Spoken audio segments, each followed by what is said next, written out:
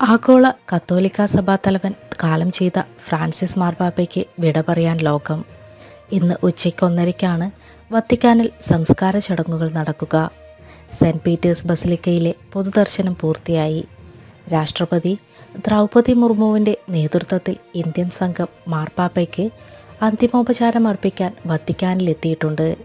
Indian സമയം ഇന്ന് ഉച്ചയ്ക്ക് 1:30-ക്ക് വത്തിക്കാൻ സിറ്റിക്ക് പുറത്തുള്ള സെൻറ്റ് മേരി മേജർ ബസിലിക്കയിലാണ് സംസ്കാര ചടങ്ങുകൾ നടക്കുക.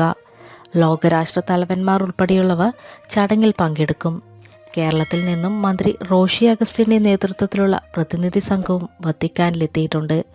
ഒരു പതിറ്റാണ്ടിലേറെ ആഗോള കത്തോലിക്കാ സഭയെ നയിച്ചാണ് ഫ്രാൻസിസ് മാർപ്പാപ്പ നിത്യതയിലേക്ക് മടങ്ങിയത്.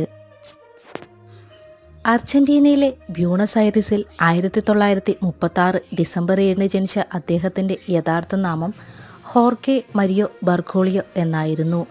1958 ഈശോ സഭയിൽ ചേർന്നു. 1969 ഡിസംബർ 13 പൗരോഹിത്യം സ്വീകരിച്ചു. 2001 ഫെബ്രുവരി 1 കർദിനാളായി. 2013 മാർച്ച് 13 മാർപ്പാപ്പ പദവിയിലെത്തി. കത്തോലിക്കാ സഭയുടെ 266-ാമത്തെയും ലാറ്റിൻ അമേരിക്കയിൽ നിന്നുള്ള ആദ്യത്തെ മാർപ്പാപ്പയുമായിരുന്നു അദ്ദേഹം. കത്തോലിക്കാ സഭയുടെ പരമാധ്യക്ഷൻ എന്ന നിലയിൽ വത്തിക്കാൻ സർക്കാരിലും സഭയ്ക്കകത്തും കാലോചിതമായ പരിഷ്കാരങ്ങൾക്ക് അദ്ദേഹം തുടക്കം കുറിച്ചു.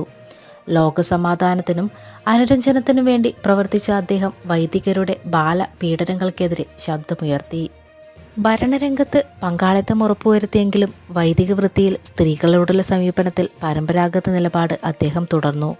മുൻഗാമികളിൽ നിന്ന് മാറി സഞ്ചരിച്ച് സ്വവർഗാനുരാഗികളും ദൈവത്തിൻ്റെ മക്കളെന്ന് വിളിച്ച മാർപ്പാപ്പ ലോകമാകെ പാർശ്വവൽക്കരിക്കപ്പെട്ട മനുഷ്യർക്ക് പ്രത്യാശയുടെ വെളിച്ചമായിരുന്നു.